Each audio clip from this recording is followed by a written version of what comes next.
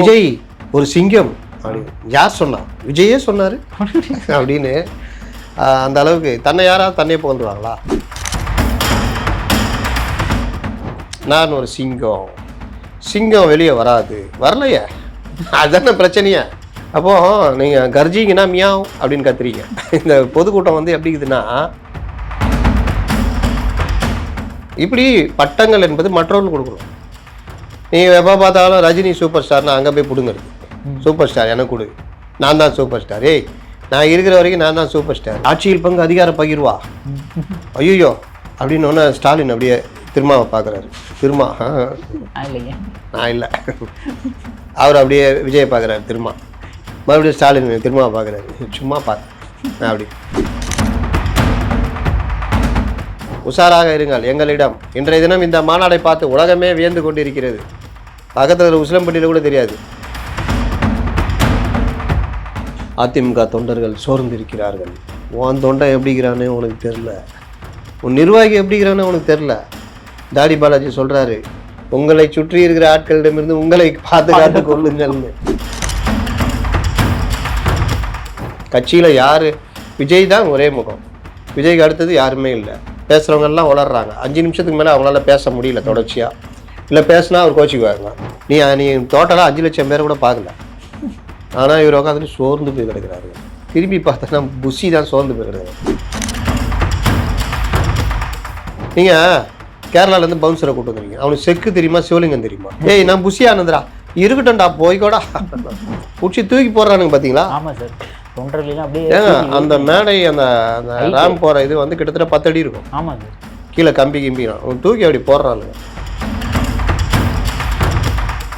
அங்கேருந்து விஜய் வந்துட்டு டேட் 2 வருஷத்துக்கு ஆஃப்டர் 2 இயர்ஸ் நான் உங்களை பார்க்குறேன், பேசிக்க மாட்டோமே, ரைட்டு. அவருக்கும் இதாச்சு, டே இருறா ஃபோட்டோக்கு போஸ்ட் கொடுங்க, கட்டி பிடிச்சி எடுங்கப்பா ஃபோட்டோ.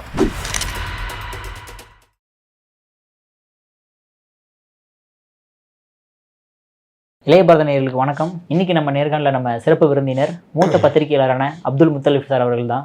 சார் வணக்கம். சார் என்ன சார், விஜய் அவ்வளோ கிண்டல் பண்ணுவீங்க, ஆனால் கடைசியை பார்த்தா இவ்வளோ பெரிய மாநாடு, பிரம்மாண்டமான மாநாடு நடத்தி காட்டியிருக்காரு. விஜய் அவ்வளோ கிண்டல் பண்ணுவேன், மேலும் கிண்டல் பண்ணுற அளவுக்கு நடந்துட்டாப்ல. என்ன சார் இவ்வளோ? விஜய் ஒரு சிங்கம் அப்படின்னு யார் சொன்னா? விஜயே சொன்னார் அப்படின்னு அந்த அளவுக்கு தன்னை யாராவது தன்னையே புகழ்ந்துருவாங்களா? அந்த ஒரு பாட்டில் வடிவேல் சொல்லுவாங்க, ஏய் என்னை பற்றி சொல்கிறா, என்ன சொல்கிறதுன்னுவா, இவர் ஒரு அப்படின்ட்டு அந்த மாதிரி ஆயிடுச்சு. அதுலேயாவது பக்கத்தில் இருக்கிற சொல்ல வர்றாரு, இங்கே இவரே எழுதிக்கிட்டு இவரே படிக்கிறாரு. அதாவது என்னென்னா, ரசிகர்கள் மத்தியில் ஒரு அரசியல் தலைவராக வர்றதை தாண்டி இவர் என்ன பண்ணுறாருன்னா, அதே நடிகர் இமேஜை நடிகர்கள் என்ன பண்ணுவாங்க, தன்னை ஒரு இது ரஜினி படம்னா சார் அப்படியே வராங்க சார், 20 பேர் சார், காலை தூக்கி டம்முன்னு அடிக்கிறீங்க சார், அவரால் சும்மா இவ்வளோ கூட தூக்க முடியாது. 70 வயசு மனுஷன் எப்படியா தூக்க, அதெல்லாம் அவர் கேட்க மாட்டார். அப்படி நல்லா இருக்குல்ல. நான் வேணா ஒன்று செய்கிறேன், அவர் எட்டி ஓய்ச்சோன்னே அவரு போய் ஒரு 10 பேர் மேலே மோதி அந்த 10 பேரும் விடுற மாதிரி பண்ணலாமா? வேணாம் சார், ரொம்ப மோசமாக இருக்கும். சரி அப்போ என்ன பண்ணலாம் சார், நீங்கள் உதைக்கிறீங்க சார், நேராக போய் காரில் மோதுறாரு சார், அந்த கார் இப்படி ஆகிடுது சார். மேட்ரிக்ஸோட பயங்கரமாக இருக்குது. இப்படி வந்து நடிகர்களை வந்து தூக்கி பிடிக்கிற ஏற்பாடுகள் படங்களில் இருக்கும். இவர் அதையே கொண்டு வந்து எல்லாருக்கிட்டேயும் பண்ணுறாரு. நான் ஒரு சிங்கம், சிங்கம் வெளியே வராது, வரலையே, அதுதானே பிரச்சனையே. சிங்கம் வெளியே வராது, சிங்கம் வேட்டைக்கு கிளம்புச்சுன்னா, நீங்கள் தான் வேட்டைக்கே கிளம்ப மாட்டேங்கிறீங்களே, வேட்டைக்கு கிளம்புச்சுன்னா விடாது, தன்னை விட பெரிய மிருகங்களை தான் தாக்கும். சிங்கம் அப்படியே தாக்கும், யானையை தாக்குது, யானையை தாக்கும், குட்டி யானையர்ல அதை வந்து ஒரு 4-5 சிங்கம் சேர்ந்து ரொம்ப கஷ்டப்பட்டு தாக்கும். இந்த ஒட்டகச்சிவிங்கிட்டலாம் இவங்க அடி வாங்குறதுலாம் பார்த்துருக்கீங்களா? அடி ஒட்டகச்சினா வாங்கினா செத்துரும், அதனால அடி தெரிச்சு ஓடுவாங்க. சின்ன மிருகம், அந்த காட்டெருமையை தான் இவங்க ரொம்ப கஷ்டப்படுவாங்க. அங்கேயே சில காட்டெருமையில் வீரம் வந்துச்சு, அதனுடைய பவர் தெரிஞ்சிச்சுன்னா இவங்க கதை கந்தல் தூக்கி சொலலெல்லாம் விட்டுருப்பாங்க பார்த்துருக்கீங்களா சிங்கத்தை. அதனால சிங்கம் வந்து இவர் சொல்கிற மாதிரி வசனங்கள் ஒப்பிச்சுட்டு போயிட்டார். அதுக்கப்புறம் இவரு தப்பிச்சுக்கிட்டாரு, சிங்கம் மாட்டிக்கிச்சு, சிங்கத்தை வச்சு வெளுக்க ஆரம்பிச்சிட்டானுங்க. இந்த ஏஐயில் அலுமினி சட்டி வச்சு அடிச்சா அப்புறம் எப்படி இருந்து என்ன இப்படி ஆகிட்டீங்களா, அதுக்கு பயங்கர கோபம் வந்துடும். ஏன்டா நான் அது கம்மு நிம்மதியாக காட்டில் இருந்தேன், என்ன போய் சிங்கன்னு ஒன்னோட ஒப்பிட்டு இப்போ எண்ணெய் போட்டு வறுத்து எடுக்கிறானுங்க அப்படின்னு சொல்லிட்டு. அப்போது நீங்கள் கர்ஜிங்கன்னா மியாவ் அப்படின்னு கத்துறீங்க. இந்த பொதுக்கூட்டம் வந்து எப்படி இருக்குதுன்னா, பெரிய கர்ஜனை, இவர் சொன்ன மாதிரி சிங்கம் மாதிரி சிங்கம் கத்துட்டு பார்த்துறீங்களா? கர்ஜனை ஒரு 3-4 அவரே சொல்லுவார்ல, 4 கிலோமீட்டருக்கு எதிரொலிக்கணும், உண்மைதான். அது ஒரு டெரிட்டரியில் அது எதிரொலிக்கும். அது கர்ஜிக்குன்னா மிருகங்கள்லாம் உண்மையிலே பயந்துடும். அதோடைய டெரிட்டரியை பாதுகாக்கிறதுக்காக அந்த கர்ஜனையை கொடுத்துக்கிட்டே இருக்கும். அது ப்ளஸ் சிறுநீர் கழிச்சிட்டு வச்சுட்டு வருவாங்க அங்கங்கே போய். மற்ற மிருகங்கள் பார்த்தா ஐயோ எப்பா இவன் ஏரியாவா அப்படி போயிடலாம் அப்படின்னு போயிடுவாங்க. இது சிங்கம், புலி, நம்ம பூனைகளுக்கே உண்டு. பார்த்தீங்கன்னா அவங்க ஏரியாவில் போய் அடிச்சுட்டு போவாங்க. ஏன்னா அது என் ஏரியா, எங்கள் ஏரியா உள்ளே வராதுன்ற மாதிரி. அப்போ வந்து இவர் சிங்கம் கர்ஜனை அப்படின்னாரு. சரி இவரும் கர்ஜிக்க போகிறாரு அப்படின்னு பார்த்தா மியாவ் அப்படின்றாரு. இந்த மியாவ் வந்து ஆடியோ லான்ச்சு கரெக்டு. கர்ஜனைக்கு இதுக்கு தாடிப்பாளா சொன்னார்ல, பாயிண்ட் அவுட் பண்ணி பேசலை, தொட்டு பேசலை, இதை பேசலை. ஏங்க நீங்கள் மாநாடு நடத்துகிறீங்க, நேஷ்னல் மீடியாவிலேருந்து எல்லாம் வெயிட் பண்ணி பார்த்துட்டு இருப்பாங்க. நீங்கள் பீகார் மேட்ரை பாஜகவை தான் நீங்கள் எதிர்க்கீங்களா, சித்தாந்த எதிரி இல்லை. இப்போ வேற இதை மாற்றிக்கிட்டாங்களே, என்ன கொள்கை எதிரின்னு மாற்றிக்கிட்டாங்க. சித்தாந்தம் வேறு, கொள்கை வேறு. சித்தாந்தம் குறைஞ்சிச்சு போல். அதே மாதிரி என்டிஏக்கு போகிறதுக்கு தான் ஏற்பாடாக இருக்கும்னு நினைக்கிறேன். அப்போ இவர் வந்து சொல்கிற அந்த இதில் பாஜக தேர்தல் ஆணையத்தை எப்படி கையாளுது, பாஜக எப்படி சிக்கிக்கிச்சு, அவங்க அது ஓட்டு திருடர்னு சொல்கிறாங்க ராகுல்லாம். இப்போ நீங்கள் இதெல்லாம் வச்சு பேசி செஞ்சீங்கன்னா நேஷ்னல் மீடியா என்ன பண்ணோம், விஜய் மாநாடு அப்படின்னு போட்டு பெருசாக போட்டு அந்த வந்த கூட்டம் ரொம்ப இல்லை, கிட்டத்தட்ட 3 லட்சம், அது எல்லாத்தையும் போட்டு இந்த விஷயம் அப்படின்னா அரே யார் இவருன்னு அங்கே தேஜஸ்வி அதே இப்போ கேட்பாப்பில்ல, யார் இவர் நல்லா இருக்க நல்லா பேசுகிறாப்லையே அப்படின்னு ராகுல் சொல்லுவார். நம்மக்கிட்ட தான் வந்தாப்புல பையன், ஒன்றும் சரியாக தேரல, அவர் வேறு ஸ்டாலின் வேறு விட மாட்டேங்கிறார் நம்மளை, இல்லாட்டி போயிடுவேன், சரி பார்த்துக்கலாம், ஆனால் வெயிட்டிங் லிஸ்ட்டில் இருக்காப்புல, நம்ம பையன் தான் அப்படின்ற அளவுக்கு பெரிய அளவில் பேசுவாங்க. அந்த மாநாடு பேசப்பட்டிருக்கும். பண்ணலையே, கர்ஜிக்கலையே, அட்லீஸ்ட் உருமுவா செஞ்சிங்களா, கொரன்னு உருமுமே சிங்கம், அந்த மாதிரி உருமை கூட செய்யலையே மியாவ் அப்படின்னா. அதனால் இது வந்து எதிர்பார்த்த அந்த இது இல்லை. இப்போ நீங்கள் சொல்கிறபடி கேலி பண்ணீங்கன்னா மேலும் கேலியாக்குற வேலையை அவரே பண்ணிக்கிட்டார். ஜெயலலிதா இருக்காங்க, நான் ஒரு சிங்க பெண்மணி உங்களுக்கு தெரியுமா அப்படின்னா, யார் சொன்னா, ஜெயலலிதா சொன்னாங்க அப்படின்னா சிரிப்பாக இருக்கும். 1980 82களில் அவங்க வர்றாங்க, நான் யார் தெரியுமா, நான் சிங்க பெண்மணி, இரும்பு பெண்மணி அப்படின்னு சொன்னால் சிரிப்பாங்கல்ல, அப்போ சிரிச்சிருப்பாங்கல்ல. ஆனால் அவங்க வாழ்க்கையில் எப்பப்போல்லாம் தன்னை நிரூபிக்க வேண்டியுமோ, எப்போலெல்லாம் ஒன்றும் இல்லாமல் மண்ணுக்குள்ளே புதையிற அளவுக்கு வீழ்ச்சி அடைஞ்சாங்க. 96ல் ஜெயலலிதா ஒன்றும் இல்லாமல் போனாங்க, தோத்தே போயிட்டாங்க. 2001 டான்சி மேட்டரில் மாட்டி தகுதி இழப்புக்கு ஆனாங்க. 2014 சிறைக்கு போனாங்க. அரசியல் ரீதியாகவும் பல தோல்விகளை சந்தித்தாங்க. அப்படிலாம் இருந்து மீண்டு மீண்டு வந்தாங்க. 87ல் நீங்கள் பார்த்தா ஜார்ஜ் பிரிஞ்சப்போ பெரிய பிரச்சனை. அப்புறம் கட்சி மீட்டு தலைமைக்கில் கொண்டு வராங்க. அப்போ வீழ்ச்சியும் எழுச்சியும் ஜெயலலிதா வாழ்க்கையில் சந்திச்சு எம்ஜிஆர் அவர் காலத்தில் செய்யாத சாதனைகளை எல்லாம் ஜெயலலிதா செஞ்சு கலைஞரை கதற விட்டாங்க. அப்போ அவங்க சிங்க நிகர் பெண்மணி, இரும்பு பெண்மணி அப்படின்னு யார் ஒத்துக்கிறா? எந்த கலைஞரை காலமெல்லாம் கதற விட்டார்களோ அந்த கலைஞரின் மகள் கனிமொழியை ஒத்துக்கிறாங்க. உண்மையா இல்லையா? சட்டசபையில் நான் பார்த்துருக்கேன், இந்த ஸ்கூல் ஹெட்மாஸ்டர் இருந்தால் பசங்களாம் எப்படி இருக்கும், அந்த மாதிரி இருக்கும் சட்டசபை. இவங்க இருந்தாங்கன்னா எல்லாம் கம்முன்னு எச்சிய முடியும் கம்முன்னு உட்காந்துருப்பாங்க. ஆனால் அதிமுக பக்கத்தில் இருக்கிறவன்ட்ட கூட அப்படி திரும்பி பேச மாட்டான். அவங்க அங்கே இருப்பாங்க. இவன் என்ன நீ பேசினா கேட்கவா போகுது, இருந்தாலும் நம்ம இவர் இருக்கார ஓபிஎஸ் எஜ்ஜில் உட்காந்துருப்பாரு. இப்படி தான் அவங்க கூப்பிட்டாங்க வச்சுக்கிங்க மேடம், அப்படி சிரிச்சுட்டு திரும்பாப்புல. இங்கே 4 பேர் இருப்பாங்கல்ல, நம்ம செங்கோட்டையன் இவங்கெல்லாம், அந்த சிரிப்பும் ரொம்ப பெருசாக இருக்காது. இவ்வளோதான். இவர் தளபதி நம்ம முதல்வர் அப்படிதான் வந்து உட்காந்துருப்பாங்க. நீங்கள் வேணால் பாருங்க, துரைமுருகன் இப்படி நான் துள்ளாரு கம்முன்னு உட்காந்துருப்பாரு. எனக்கு தெரிஞ்சு ஜெயலலிதாவுடைய அந்த சட்டசபையில் ஓரளவுக்கு வீரமாக பேசுனதுன்னா ஒரே நாள் பேசுனது விஜயகாந்த். அது கூட ஒரு ட்ரிகர் பண்ணி விட்டாங்க, பின்னாடி இந்த கிள்ளி விட்டாங்க, இல்லாட்டி அவரும் இதாக இருக்க மாட்டார். அன்பழகன் தைரியமாக பேசுனதெல்லாம் பார்த்துருக்கோம். விஜயகாந்த் அன்னைக்கு வம்பு இழுத்ததில் அவர் பதில் பேசி இதாகிடுச்சு, அதோட முடிச்சு விட்டாங்க. அந்த மாதிரி ஜெயலலிதா அப்படி கலைஞ்சி இப்படி இருந்துச்சு போனாங்க வச்சுக்கிங்க. ஸ்கூல் டீச்சர் போனவங்க பசங்க எப்படி இருக்கும் அந்த மாதிரி எஞ்சி அங்கே போய் பேசுவாங்க, எஞ்சிங்க போவாங்க, சபாநாயகரியா போடா அம்மா ஐயோ அப்படின்ற அளவுக்கு இருக்கும். நம்ம இவர் ஜெயக்குமார் இவர்கள் தான் அப்படியே நிம்மதி பெருமூச்சு விடுவாங்க. அப்படின்னா தன்னுடைய இடத்துல கூட அவங்க இருக்கும்போது கூட அந்த இடத்துக்கு அவங்க ராஜா மாதிரி இருந்தாங்க. இதுதான் இது. கலைஞரை சாணக்கியர்னுவாங்க. அவரே சொல்லிட்டாரா? நான் யார் தெரியுமா? சாணக்கியர். யார் சொன்னா? கலைஞரே சொல்லிக்கிட்டாரு அப்படின்னு சிரிப்பாங்க. மற்றவர்கள் சொன்னாங்க. எம்ஜிஆரே சொன்னார், அவருடைய எதிரியாக இருந்த எம்ஜிஆரே சொன்னார், மற்றவர்களும் சொன்னாங்க. இப்படி பட்டங்கள் என்பது மற்றவர்கள் கொடுக்கணும். நீ எப்போ பார்த்தாலும் ரஜினி சூப்பர் ஸ்டார்னா அங்கே போய் பிடுங்கிறது. சூப்பர் ஸ்டார் எனக்கு கொடு, நான் தான் சூப்பர் ஸ்டார். ஏய், நான் இருக்கிற வரைக்கும் நான் தான் சூப்பர் ஸ்டார். இதோ இப்போ கூலி படம் நல்லா இருக்குதோ நல்லா இல்லையோ வசூல் வருது இல்லை, அப்போ அவர் தானே சூப்பர் ஸ்டார். அப்போது இந்த மாதிரி அடுத்தவர்கள் பட்டத்தை பிடுங்கிறது, தனக்கான பட்டத்தை சூட்டிக்கிறதுலாம், அதை அலங்கார வார்த்தைகளை எழுதி கொடுத்து அதை வாங்கி மனப்பாடம் பண்ணி பேசுறது, இது அப்போ கிண்டலுக்குரியாக தானே மாறுச்சு. நீங்கள் ஒரு பேச்சு மாநாடு முடிஞ்ச உடனே எல்லோரும் வேறு லெவல்ப்பா. விஜய் பேசுனது விக்கிரவாண்டி டைமில் பேசுனாங்க எல்லாருமே, வேறு லெவல்ப்பா, ஆட்சியில் பங்கு அதிகார பகிர்வா, ஐயோ அப்படின்னு ஒன்று ஸ்டாலின் அப்படியே திருமாவை பார்க்குறாரு. நான் இல்லை, அவர் அப்படியே விஜயை பார்க்குறாரு. மறுபடியும் ஸ்டாலின் திருமாவை பார்க்குறாரு. சும்மா பார்த்தேன் அப்படின்னு நம்மால் ரிப்போர்ட்டர் சும்மா இல்லாமல் ஆட்சியில் பங்கு அதிகார பங்கு நீங்கள் தானே சொன்னீங்க, அதே விஜயன்னு சொல்லிக்கிறாரு. நீங்கள் என்ன சொல்கிறீங்க, திமுக அப்படி வெளியே போகிறீங்களா அப்படின்னு. ஏய் போயா கம்முன்னு வம்புழுத்து விடாத. இல்லை தலைவரை, இதை வச்சு எதாவது ஏற்றிக்கலாம்ல, சும்மாரியா கட்சியை பிடிங்கிடுவாங்க. நானே இந்த ஒரிஜினை ஒழிச்சிட்டு ரொம்ப நிம்மதி கட்டு உக்காந்து இருக்கேன் அப்படின்னு. காங்கிரஸ் எல்லாருக்குமே இந்த பிரச்சனை இருந்தது. ஆனாலும் டிஎம்கேக்கு அந்த அழகான பொண்டாட்டியை கட்டிக்கிட்ட புருஷன் இருப்பான் தெரியுமா, எப்போ பார்த்தாலும் அப்படியே பார்த்துக்கிட்டே இருப்பான். யாராவது பார்க்குறானா, பஸ்ஸில் போனால் அப்படி கை வச்சுக்குவாங்க, யாராவது இடிக்கிறாங்களா, அந்த மாதிரி நிலமையில தான் டிஎம்கே இருந்துச்சு. சரி, அப்புறம் அவங்களுக்கே தெரிஞ்சு போச்சு, போனாலும் புசி உள்ளே விட மாட்டாருன்னு தெரிஞ்சு போச்சு. போய் தொலை அப்படின்னு விட்டாங்க. அதனால் அந்த மாதிரி ஒரு இது வச்சிங்களேன், அந்த மாநாடு ஒரு பெரிய எழுச்சியை ஏற்படுத்தியது. இப்போது இப்படி பேசுவாரா சார், ஒரு அரை மணி நேரம் பேசிடுங்க சார். பல மாநாடுகளில் இந்த 2ஆம் கட்ட 3ஆம் கட்ட தலைவர் இருக்காங்களா, நான் தலைவரிடம் ஒன்று சொல்லிக் கொள்கிறேன், அமெரிக்காவிற்கு எச்சரிக்கை விடுக்கின்றேன், உஷாராக இருங்கள் எங்களிடம். இன்றைய தினம் இந்த மாநாடை பார்த்து உலகமே வியந்து கொண்டிருக்கிறது. பக்கத்தில் உசிலம்பட்டியில் கூட தெரியாது, ஆனால் அவன் பேசிகிட்டு இருப்பான். உலகமே இன்று நம்மை திரும்பி பார்த்து கொண்டிருக்கிறார்கள். நம் தலைவர் எப்படிப்பட்டவர், இன்றைக்கு அமெரிக்காவில் பிறந்திருந்தால் அவர் ஒரு ஒபாமாவாகி இருப்பார், இப்படிலாம் பேசுவான் தலைவன். டே என்னடா அது.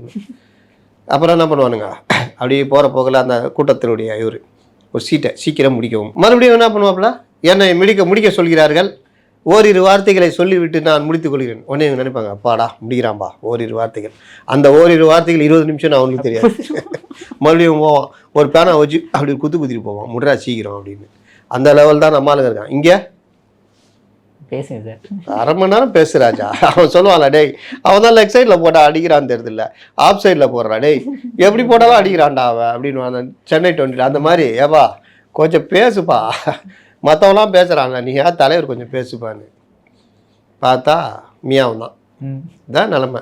ஆனால் சார் இப்போ அவர் டிவிகே விசஸ் டிஎம்கேன்னு சொல்கிறாரு சார், அதாவது எங்களுக்கு தான் போட்டி அப்படின்ட்டு. ஆனால் அதிமுகவை வந்து தேவையில்லாமல் வந்து எம்ஜிஆர் வளர்த்த கட்சி இப்போ யார் இருக்கு எப்படி இருக்குன்னு, எதுக்கு சார் அந்த மாதிரி அதிமுக இப்போ வம்புக்கு இழுக்கணும்? இத்தனை நாள் அதிமுக பற்றி பேசினதே இல்லையே. நீங்கள் சொன்னீங்கல்ல, அதுக்காக விட அதை ஒருத்தட்ட போயிட்டாருங்க, கதை வசனம் எழுதுறோட்ட ஜான் போயிட்டாப்புல. ஏவா 10 பொருத்தமாக இருக்கணும், என்ன பண்ணோம், டிஎம்கே திட்டணும், ஆனால் கொன்றுவேன் பார்த்து திட்டுற மாதிரி எழுதணும், வசனம் மட்டும்தான் இருக்கணும். கூட்டணி கட்சிகளை திட்டணும், சீமானை திட்டணும், அது வேறு மாதிரி பார்த்துக்கோ, நேரடியாக சீமானாக இருக்கக்கூடாது, வேறு ஏதாவது சிங்கம் வேட்டையாடுவோம், வேட்டையாடின தின்ன மாட்டோம், அந்த மாதிரி ஏதாவது போட்டுக்கோ, ரைட்டு. அப்புறம் அவங்க கேட்பான், இவர் சொல்ல மாட்டார், அவங்க கேட்பான், சார் இப்படி போட்டுக்கலாமா, அதான் போட்டுக்கோ. அப்புறம் ஏடிஎம்கே திட்டணும், பிஜேபி திட்டணும். பிஜேபி நல்லா திட்டுற மாதிரி இருக்கணும், ஆனால் திட்டக்கூடாது. ஏடிஎம்கே திட்டுற மாதிரி இருக்கணும், ஆனால் அது திட்டுற மாதிரி தெரியக்கூடாது. இப்படிலாம் எழுதி கொடு. நீ ஏற்கனவே ஆடியோ லான்ச்செலாம் எழுதி கொடுத்துக்கிறேன்னு கேள்விப்பட்டிருக்கேன், பார்த்து எழுதி கொடு, அவ்வளோதான். அதனால் அதிமுக தொண்டர்கள் சோர்ந்து இருக்கிறார்கள்.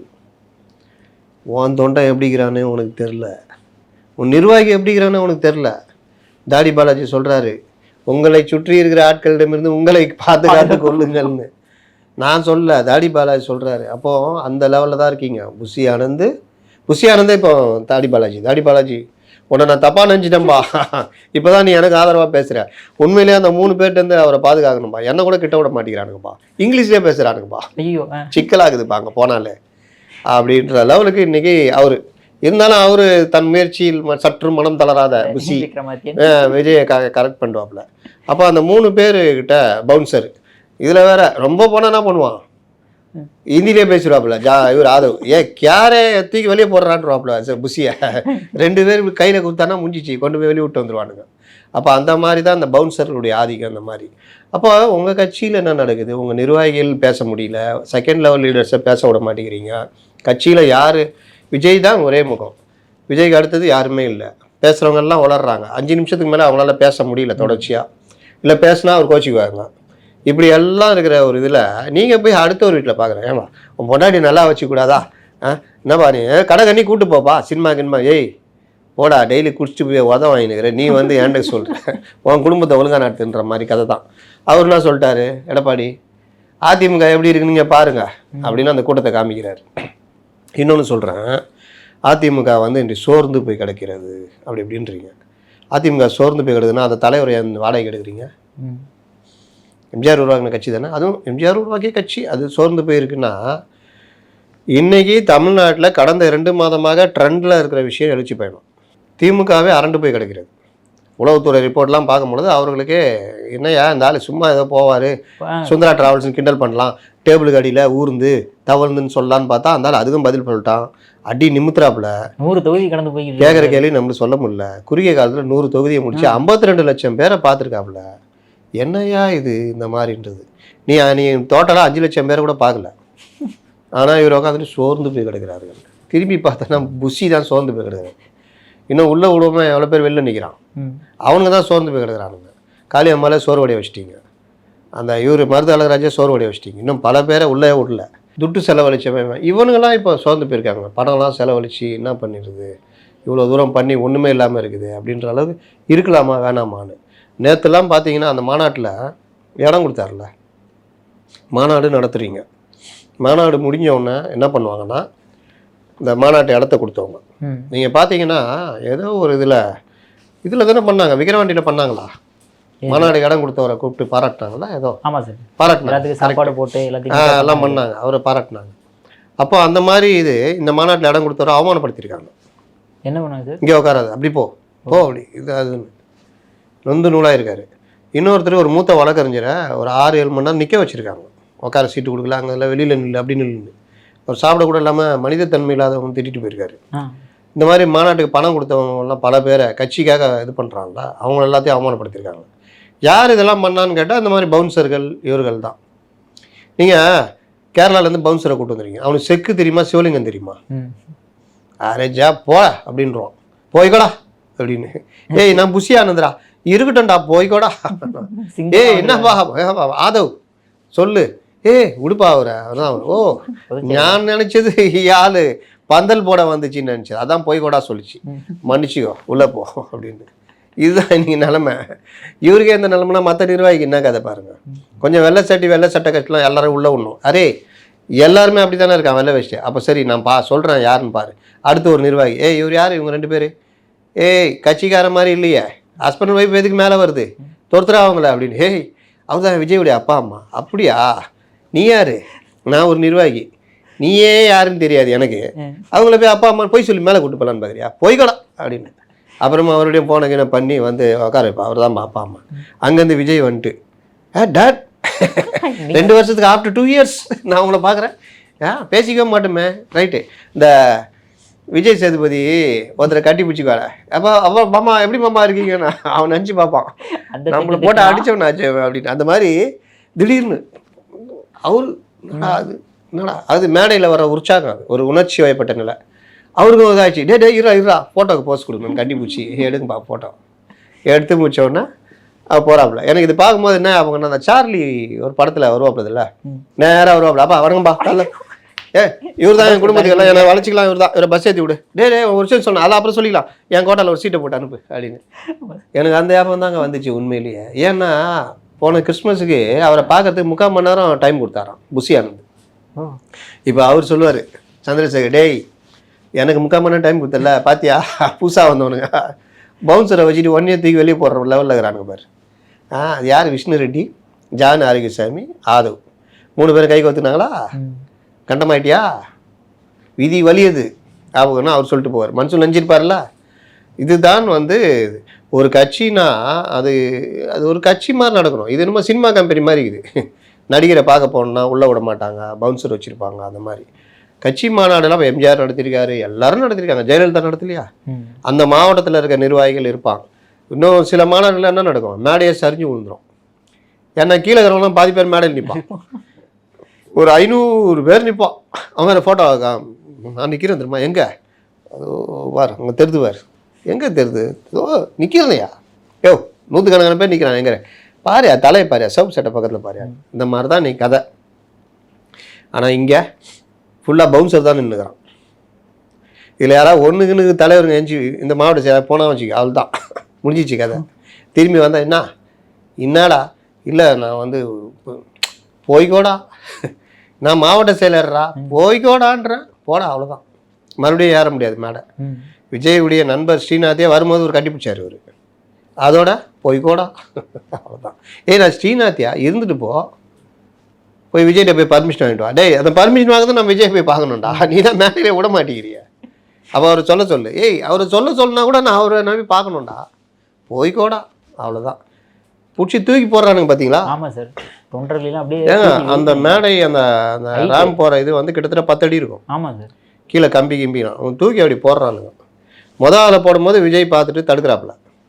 ஆனால் அடுத்து 2 பேரை தூக்கி அந்த சைடில் போடுவானுங்க, லெஃப்ட் சைடில். மண்டை கண்டை உடஞ்சி செத்து போன அவன் பொறுப்பு. அவன் போய்கோடான்னு போயினே இருப்பான், நீங்களே கேஸ் வாங்க. அது இல்லாமல் அந்த கம்பி அப்படியே விழுகுது சார், டோட்டலாக விழுகுது, அது கூட கண்டுக்காமல் போகிற மாதிரி இருக்குது சார். இந்த ரேம்ப் வாக்கு இதெல்லாம் சினிமாவுக்கு உதவுங்க. நீ அதான் நான் திரும்ப சொல்கிறேன், இவர் தன்னை ஒரு இது மாதிரி வச்சுக்கிறதுக்கு தான் ட்ரை பண்ணுறாரு தவிர அரசியலாக கொண்டு போகுது. விஜய் அரசியல் என்ன, தாவேகாவின் அரசியல் என்ன, அப்படி கொண்டு போக மாட்டேங்கிறாரு. நான் எனது விஜய் இப்படி தான் அந்த சினிமா மாதிரியே அந்த இமேஜ் மெயின்டைன் பண்ணணும்னு பார்க்குறாரு. அதெல்லாம் நீங்கள் சாதாரணமாக நடந்து நீங்கள் வெற்றிகரமாக எல்லாரையும் கதற விட்றீங்க. அந்த சமீபத்தில் நடந்த துப்புரவு பணியில் பண்ணால் போய் கலந்துக்கிட்டீங்க, போராட்டத்திலே நான் இருக்கிறையா பார்த்துக்கலாம்.